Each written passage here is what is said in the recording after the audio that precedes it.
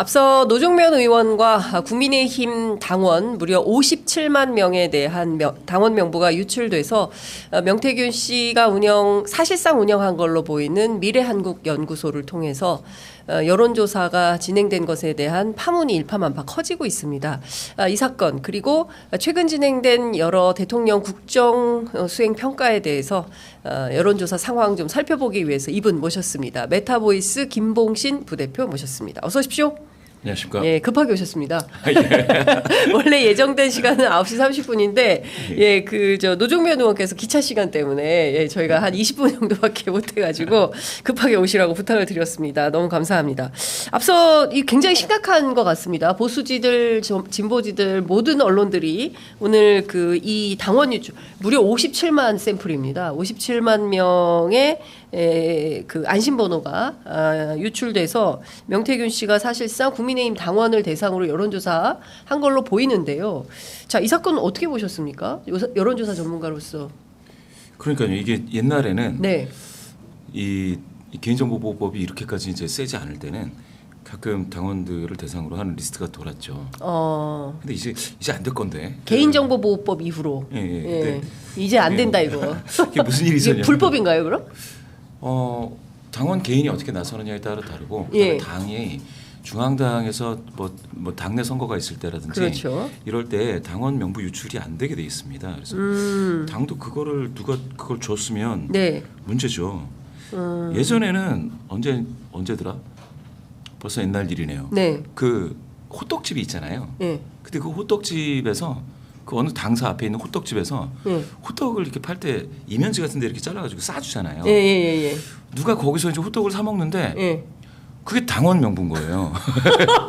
여의도에서? 여의도에서요. 서여의도에서. 예.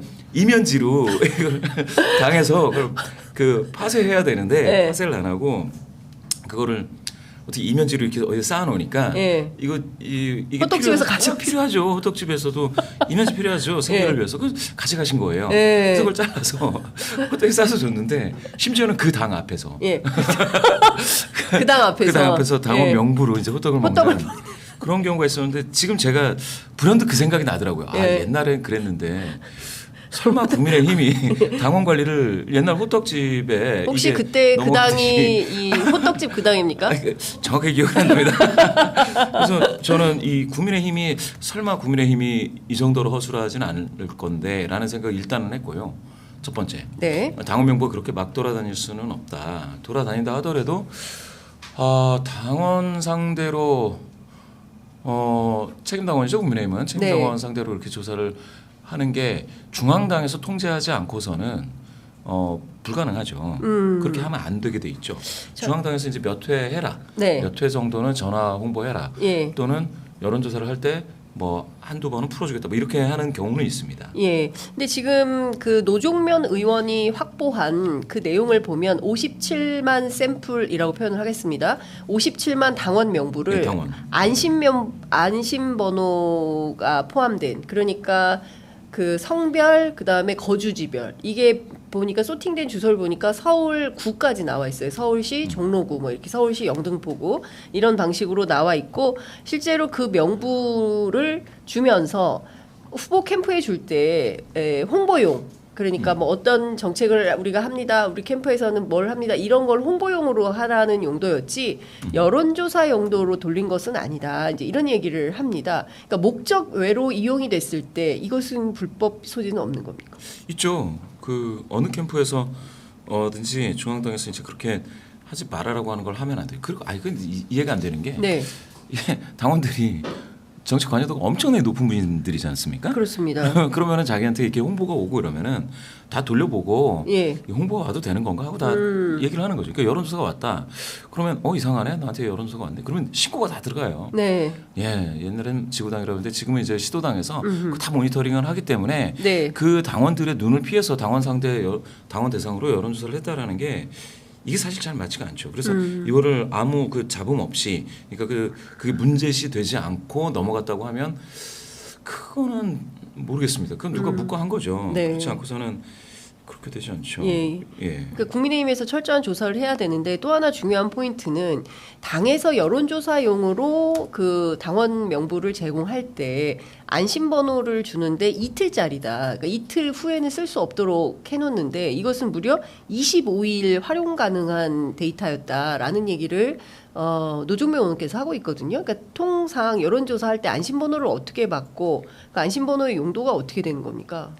그러니까 안심번호는 만드는 거지 않습니까? 안심번호로 전환해 달라라고 하는 거고 그러니까 통신사한테 요청을 해야 되는 건데 일반적으로 여론조사할 때의 안심번호를 그러니까 전환을 해주는 거는 통신사가 해서 여심위에 주면 여심위가 그거를 신청한 정당에게 준다든지 이렇게 되는 거거든요. 네. 그런데 이제 정당이 자체적으로 당원 명부를 안심번호로 변경을 했다라고 하는데 25일 동안 하기에는 쉽지가 않은데요.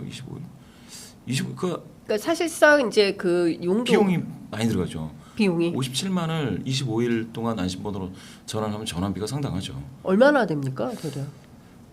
일반적으로 여심위 기준으로 따지면은 1000샘플 조사하기 위해서 3만 명 받지 않습니까? 3만 명의 안심번호를 받게 되면 그렇게 전환해서 안심번호를 받는 거니까 거기 전화를 거는 건 통신비를 빼고 그렇게 전환해서 받는 것만 해가지고 한 100만 원 좀 넘죠. 3만 명에서. 3만 명이. 예. 그러니까 그게 이틀이거든요. 이틀에 그렇다라는 건데 지금 25일 말씀하셨는데 그러면 57만을 57만이면 30만 일단 1900? 한 2배 아니 20배 된다는 거지 않습니까? 20배 되니까 그럼 2천만 원. 2천만 원을 뭐 25일 하면 2억이 넘지 않습니까? 2억 얼마예요? 그러니까 이게 1000샘플을 받아서 이렇게 하면 이게 하루라는 거 하루?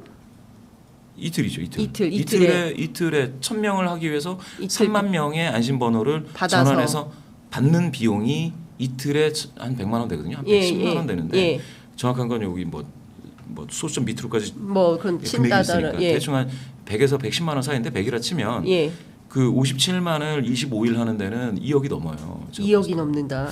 근데 그거를 그렇게 전환을 해서 돌린다. 애매하네요.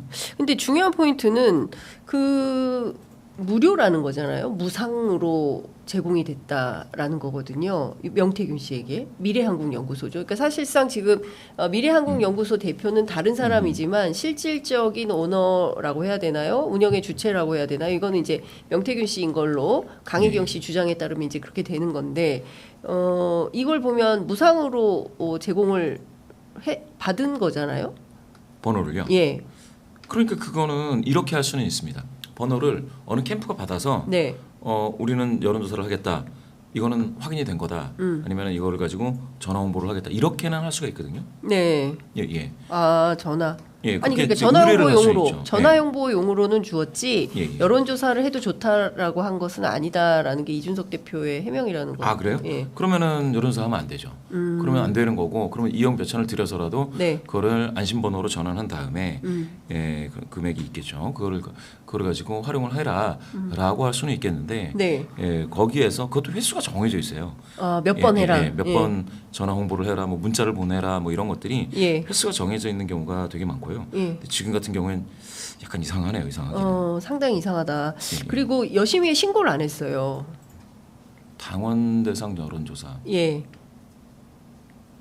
당원 대상 여론조사를 신고를 하지 않았다. 공표용이 아니고. 일단 당에서 하는 조사는 두 가지가 있습니다. 당에서 하는 조사는 신고의 의무가 없습니다. 정당은 신고 의무가 없고요. 두 번째, 그 다음에 이게 이 당직 선거인 경우에는 기본적으로 여심에서 관리하지 않습니다. 공직 선거를 법으로 규제를 하는 것이기 때문에 당직 선거는 해당이 되지 않을 수가 있죠. 그래요. 이거는 불법이 아닐 수가 있겠네요. 그러면은 불법이 아닐 수가 있죠. 하여간 이 문제는 저희가 선거법이나 정치자금법 위반 여부에 대해서 민주당 그리고 또 국민의힘에서 자체 조사를 하겠다고 하니까 관련해서 누가 유출을 한 건지 그리고 노종면 의원이 확보한 녹음 파일에 따르면 실제로 문항 설계까지도 함께 세트로 이게 명부를 줄 때 문항 설계까지 같이 해서 제공한 걸로 보인다. 이제 그 명태균 씨가 운영하는 미래한국연구소에 국민의힘 당원 명부인 57만 명을 넘길 때 여론조사를 이렇게 하라라는 문항설계까지 해서 그러니까 그 유출한 자가 유출한 사람이 그렇게까지 해서 넘겨준 걸로 보인다. 이제 이게 그 노종면 의원의 설명이거든요. 앞선 인터뷰에서. 그렇죠. 네. 그 당원 명부를 뿌릴 때 그 당원 조사가 되게 민감한 이유 중에 하나는 이게 뭐 당직 선거이건 간에 하여튼 당원이나 대의원 같은 경우에 성향 파악이라는 게 있지 않습니까? 네, 성향 파악. 사실은 그 조사 왜 하겠습니까? 성향 파악 때문에 하는 거거든요. 그러니까 누구를 지지하는지. 그렇죠. 네. 그리고 나서 이렇게 뭐 예전에는 뭐 전화조사도 하고 ARS로도 하고 그러면 그 성향 파악이 된 사람들에게 투표 동료를 한다든지 아니면은 뭐 어떤 다른 캠페인을 아주 강하게 하기 위해서 성향 파악이 기본입니다. 그러니까 누구를 지지하십니까? 그렇죠. 그래서 이제 이걸 그냥 단순하게 뭐 당원 조사 할 수 있지 않느냐 그렇게 되는데 중앙당이 당원 조사를 되게 겁내는 이유는 그렇게 캠프들이 성향 파악을 일단 하게 되면 다른 식으로 이제 활용될까봐. 어떤 식의 활용? 그러는 거죠. 이제 성향 파악이 완전히 되면 그다음에 이제 예측이 정확하게 되고 그다음에 잘 안 될 것 같. 이 사람이 좀 나와야 되는데라고 하면 계속해서 문자를 보낸다던가 아니면 뭐 전화를 한다든지 동료를 한다든지 특정 후보의 그렇죠. 어떤 그 이게 어차피 캠프가 하는 거니까 조사가 자기 후보를 좀 찍어달라 도와달라라는 거를 아주 지속적으로 할 수가 있어요. 근데 그 성향 파악이 전 국민을 상대로 하기는 어렵지 않습니까? 몇 천만인데 그렇게 하기는 어려운데 당원들을 상대로는 그런 것들을 하기 때문에 당원들 대상으로 조사하는 것에 대해서 어느 당이건 중앙당이 좋아하지 않습니다.